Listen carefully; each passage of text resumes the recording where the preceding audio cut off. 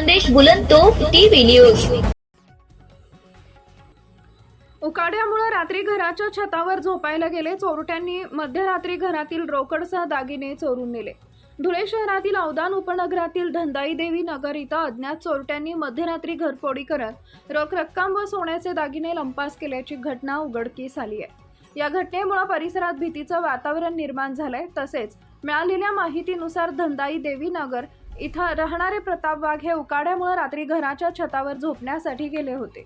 या संधीचा फायदा घेत अज्ञात चोरट्यांनी घरात प्रवेश करून घरातील अंदाजे 50,000 रुपयांची रोख रक्कम व 10 ग्रॅम सोन्याचे दागिने असा एकूण 2 लाख रुपयांचा मुद्देमाल चोरून नेल्याची माहिती समोर आली आहे। या घटनेची माहिती मिळताच मोहाडी पोलीस स्टेशनचे अधिकारी व कर्मचारी आणि ठसे तज्ञ घटनास्थळी दाखल झाले होते।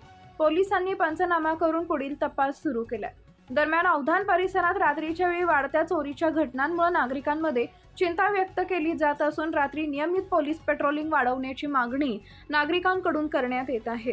धुळे तालुका प्रतिनिधी दिलीप साळुंके, खानदेश बुलंदतोफ। परमेलाबाई प्रताप पाटील अवधानचे।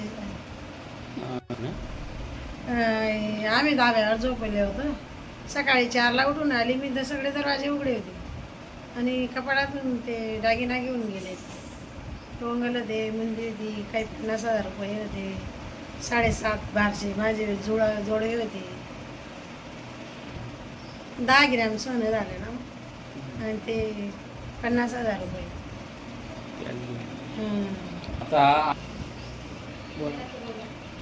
आम्ही गरीब लोक आहे आणि नोकच्या गाडीवर कामाला जातात ते मग साठलेलं होतं तेवढं ते त्यांनी चोरी केली, आम्हाला वापस पाहिजे ना।